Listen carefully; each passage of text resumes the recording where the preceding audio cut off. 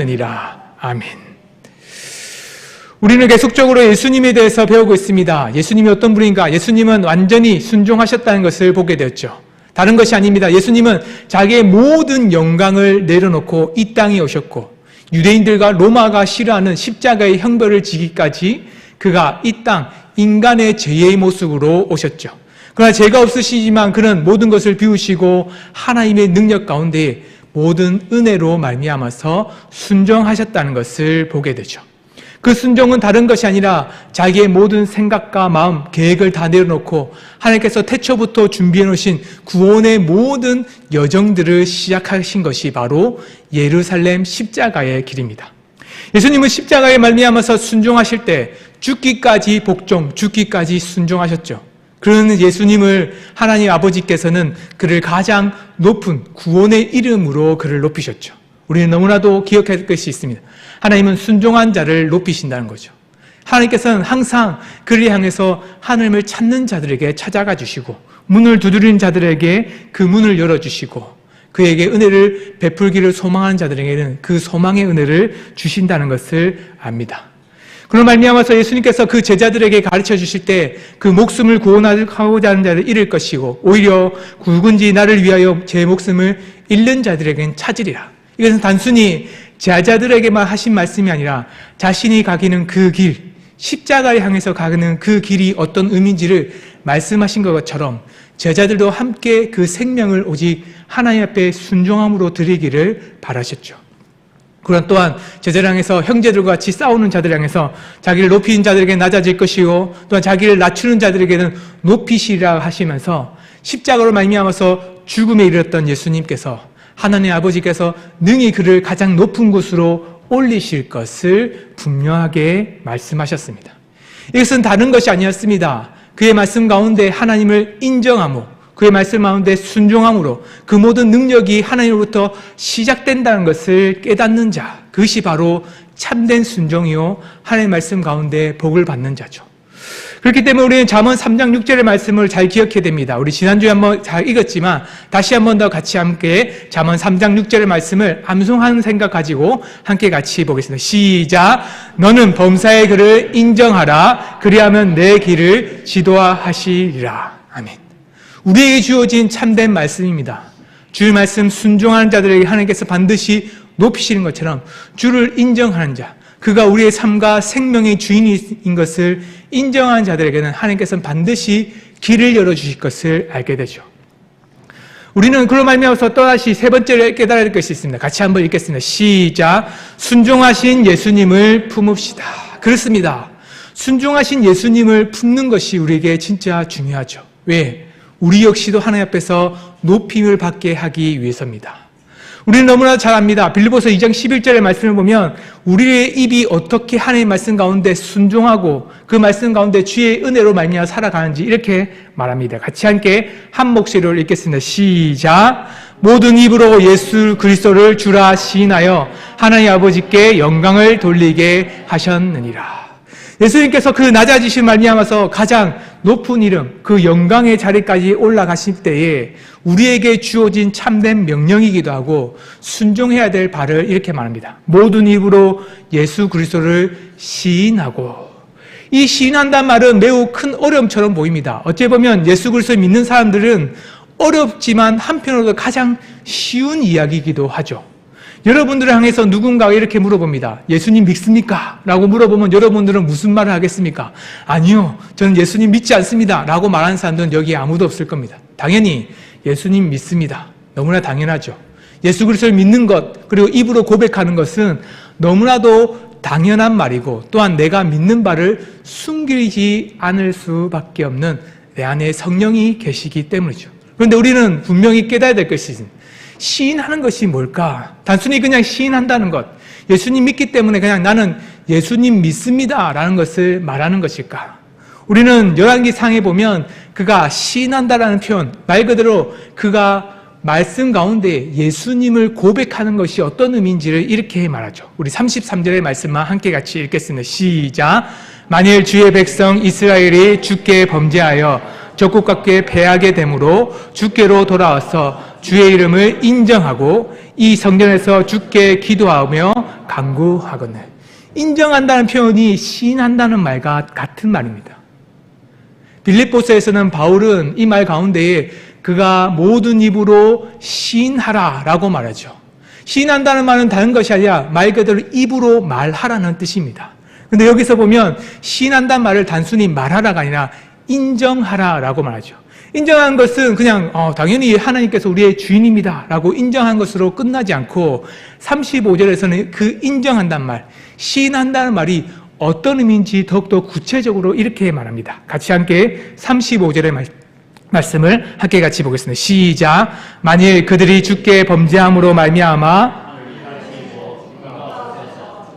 벌을 받을 때에 이곳을 향하여 기도하며 주의 이름을 찬양하고 그들의 죄에서 떠나거든. 아멘. 시인한다는 말은 찬양한다는 뜻입니다. 시인한다는 말은 다시 말하면 감사한다는 말이죠. 그냥 말로 예수님 믿는다라는 것이 아니라 그 믿음의 삶이 내 삶 가운데 가득 차서는 터져 나오는 말이 바로 찬양입니다. 감사도 그렇죠. 그냥 말만 감사한다 하면서 인상을 팍 찌푸리고 있으면 그 누구도 감사함을 느끼지 못하죠. 진짜 감사한 마음을 가지고 있는 사람들은 말을 하지 않아도 압니다. 누군가 우리에게 선물을 주지 않아도 이 사람이 나에게 미안한 마음을 가졌는지, 때로는 정말로 좋아하고 고마움으로 우리에게 선물을 주는지를 금방 알 수 있죠. 말 한마디부터, 때로는 행동 하나부터, 그가 우리를 향해서 다가오는 걸음걸이 하나만으로도 그가 나에게 호의를 베풀었는지, 때는 우리를 향해서 적대적으로 오는지를 금방 압니다. 왜요? 우리 마음에 가진 것이 무엇인지 금방 안에 있을 뿐만 아니라 밖으로 드러나기 때문이죠. 시인한다는 말은 그렇습니다. 시인한다는 그냥 말로 고백하는, 그냥 말을 한다가 아니라 내 마음에 있는 것이 밖으로 터져 나온다는 의미이기도 하죠. 그래서 역대상 16절의 말씀을 보면 이렇게 말합니다. 그냥 찬양한 것이 아니라 이렇게 말하죠. 같이 8절과 9절의 말씀을 함께 같이 보겠습니다. 시작. 너희는 여호와께 감사하며 그의 이름을 불러 아뢰며 그가 행하신 일을 만민 중에 알지어다. 그에게 노래하며 그를 찬양하고 그의 모든 기사를 전할지어다. 아멘. 그의 마음 가운데 입으로 나는 예수님 믿습니다 라는 고백으로만 해도 예수 그리스도를 시인한 것이 매우 큰 아름다운 고백입니다.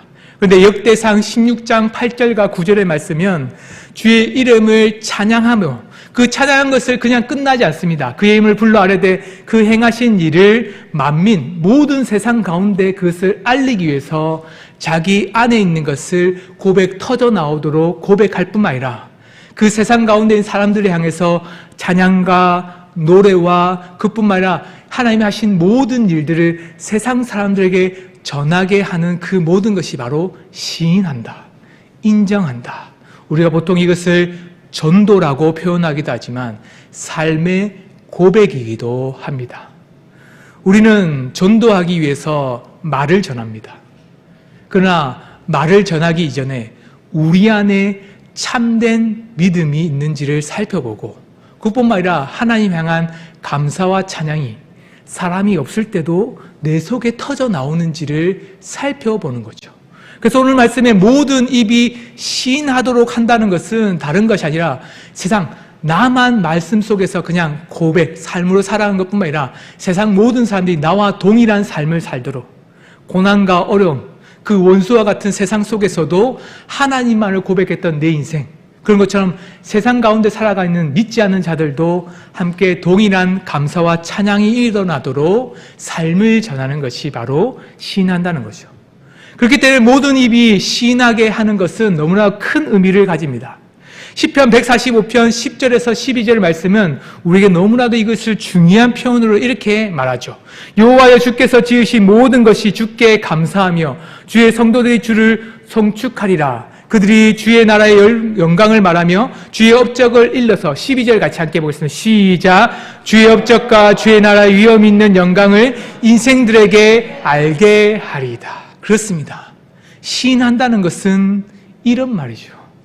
세상 모든 사람들이 예수 그리스도를 시인할 때까지 멈추지 않는 것, 그것이 모든 입이 하나님으로부터 영광을 고백하게 하는 것, 다른 것이 아니라 내 인생이 첫 시작, 아침부터 저녁까지 항상 감사함으로 마음으로 나눌 때 세상 사람들도 우리의 얼굴과 우리의 삶의 모든 것을 보면서 저 인생은 세상과 같은 인생이 아니라 오히려 하나님을 향한 삶을 자기 인생이 아니라 신을 향한 인생이란 것을 금방 깨닫게 되는 거죠. 그렇기 때문에 시편 145편의 말씀은 다른 것이 아니었습니다. 할렐루야라고 고백하면서 그 삶의 시편 그 마지막에 우리의 인생의 마지막을 고백할 때 그 시편의 고백이 어디로 나아가야 되는지 분명히 말하죠. 빌립보서도 그렇습니다. 빌립보서도 세상 가운데 로마 황제를 믿었던 그 빌립보 도시, 그뿐만 아니라 황제의 우상과 그뿐만 아니라 신전이 가득해서는 오히려 예수 그리스도를 고백이 아니라 황제를 고백하면서 이방신을 고백했던 그 세상 속에서 우리를 향해서 나아가야 될 세상이 어딘지를 분명히 깨닫게 되죠. 교회 안에서만 그냥 입으로 찬양하고 교회 안에서만 나는 예수 그리스도를 잘 믿는다, 나는 하나님을 믿는다가 아니라 황제와 예수 그리스도 앞에서 누구를 선택할지 아냐 그 선택의 기로에서 얼굴을 찌푸리면서 죽음에 두려워하면서 때로는 자기 자신의 생명을 안타까워하는 것이 아니라 오히려 감사와 찬양으로 예수 그리스도를 고백하는 삶을 살아가라고 분명히 말합니다. 우리에게 주어진 말로 시인하는 것, 그것은 단순히 그냥 예수 그리스도를 믿습니다가 아니라 내 인생 속에서 하나님만이 나의 삶의 가장 주인이라는 것을 고백하는 거죠. 그래서 바울은 두 가지를 고백하라고 분명히 말합니다. 시인한다는 것에 두 가지가 진짜 중요하다고 말하죠. 그래서 로마서에 보면 그 말씀 가운데 인용한 구절이 있습니다. 이사야서 45장 23절의 말씀 보면 그가 무엇을 고백하는지 이렇게 말하죠. 같이 함께 고백하겠습니다. 시작. 내가 나를 두고 맹세하기를 내 입에서 공의로운 말이 나갔은즉 돌아오지 아니하나니 내게 모든 무릎이 꿇겠고 모든 혀가 맹세하리라 하였노라. 이 말을 들으면 무슨 의미인지 잘 모르기도 합니다. 조금 어려운 말이기도 하죠. 그런데 로마서 14장 11절 말씀은 이사야 이 말씀을 인용하면서 이렇게 말하죠. 내가 살았노니 모든 무릎이 내게 꿇을 것이요 모든 혀가 하나님께 자백하리라. 말 그대로 죄를 고백한다는 거죠. 모든 입이 하나님을 향해서 시인한다는 말은 그 말 가운데 이런 의미입니다. 우리가 다 하나님 앞에서 심판대 앞에 서게 될 거다라고 말해요. 로마서 14장 11절 앞에 부분 보면 이 빨간색 부분이 분명히 나옵니다. 같이 한번 다시 읽고 빨간색 부분 같이 읽어볼까요? 시작. 우리가 다 하나님의 심판대 앞에 서리라. 그렇습니다.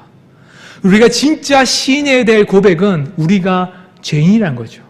우리가 하나님 앞에 심판대에 설 수밖에 없는 자라는 것을 고백하는 것이 바로 우리가 가장 할 수 있는 찬양과 감사입니다. 우리가 몇 주 전에 주일의 말씀 속에 이런 말을 들었습니다. 임마누엘, 하나님께서 우리와 함께 임재하셔서 함께 하신다 할 때에 아하스 왕, 구원받지 못하고 은혜 받지 못할 그 아하스 왕에게도 하나님께서는 함께 하셔서 복음과 구원을 베풀어 주신 것을 보게 되죠. 그런 것처럼 죄인이었던 우리에게 그 은혜의 말씀으로 말미암아서 심판대에 설 수밖에 없는 우리를 향해서 은혜를 베풀어 주실 것을 고백하는 거죠. 예수님께서 이 땅에 오셔서 십자가의 지기까지 죽기까지 복종하신 것은 그냥 그것이 하나님께서 보여주기 위한 그냥 한 모습이 아닙니다. 우리가 짊어져야 될 가장 끔찍한 형벌이죠. 예수님께서는 십자가에 지신 것뿐만 아니라 십자가보다 더 악독하고 십자가보다 더 끔찍한 형벌이 있었다면 십자가 아닌 다른 형벌을 지셨을 것입니다. 그것이 바로 우리가 죄인으로서 질 수밖에 없었던 가장 큰 형벌이죠. 그런데 예수님은 십자가만 지신 것이 아니라 죽음으로 말미암아서 음부에까지 내려가셨다라고 말하죠. 이것은 단순히 성경에서 그냥 예수님이 하신 그 여정을 적은 것이 아니라 우리가 가는 여정을 적은 것이죠.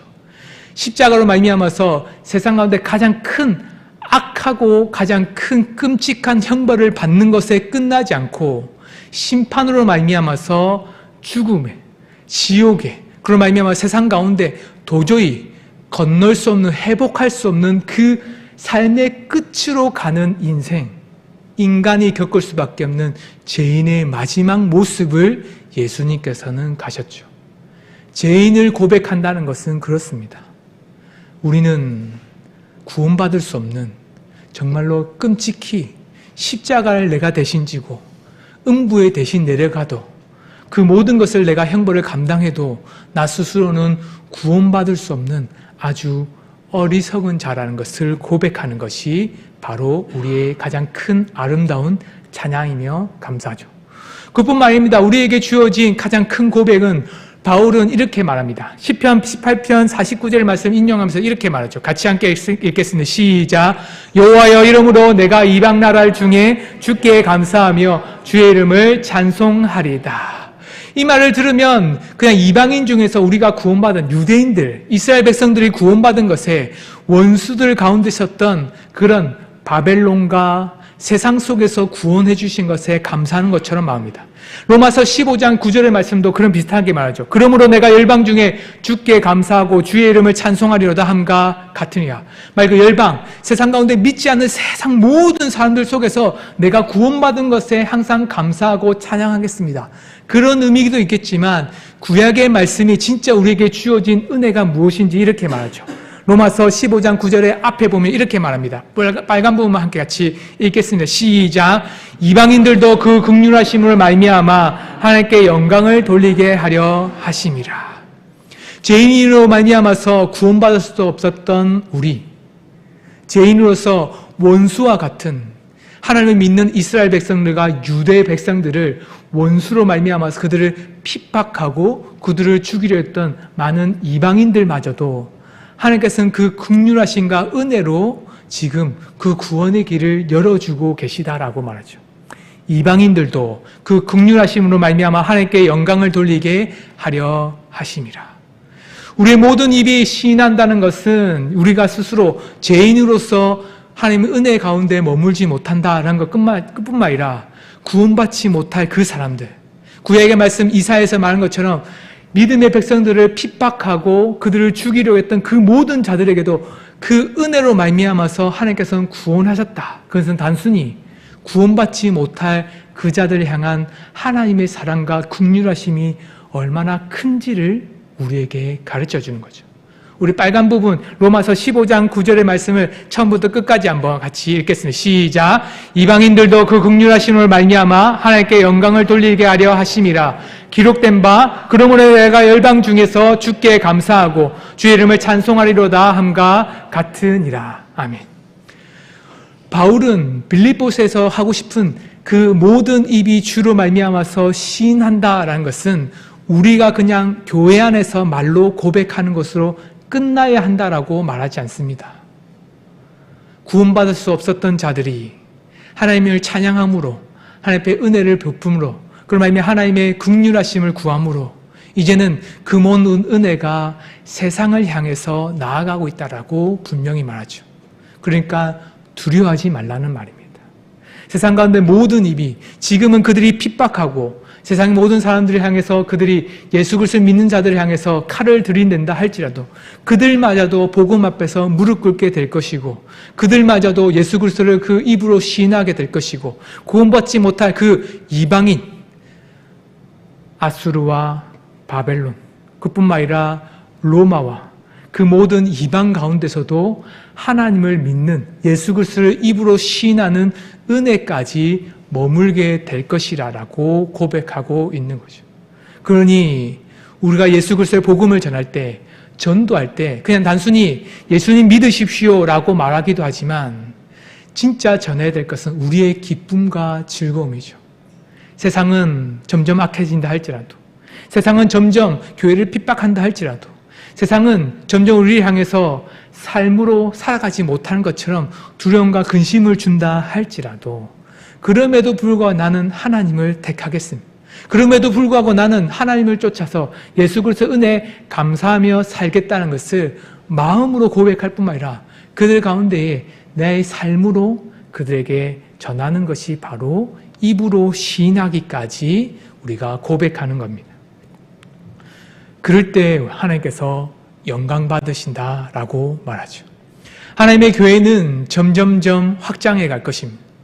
세상이 우리를 핍박한다 할지라도 때로는 원수가 우리를 넘어뜨린다 할지라도 하나님께서는 결코 우리만 구원하실 뿐만 아니라 우리를 넘어뜨렸던 그 원수마저도 구원하시는 큰 계획을 지금도 세우시고 이끌어가고 계십니다. 그러니 지금 잠깐 근심하지 마시고 하나님의 놀라운 은혜의 계획, 구원의 계획, 긍휼하심의 계획이 있다는 것을 마음에 평안을 누리셔서 하나님 앞에 진짜 긴 감사할 때 말로만 감사가 아니라 내 깊은 마음속에서부터 터져나오는 감사, 내 깊은 마음 가운데서부터 나오는 찬양이 오직 모든 세상이 입으로 시인할 때까지 나올 수 있는 우리 모든 은강교회 성도님 되시기를 소망합니다. 함께 말씀을 생각하면서 같이 기도하기를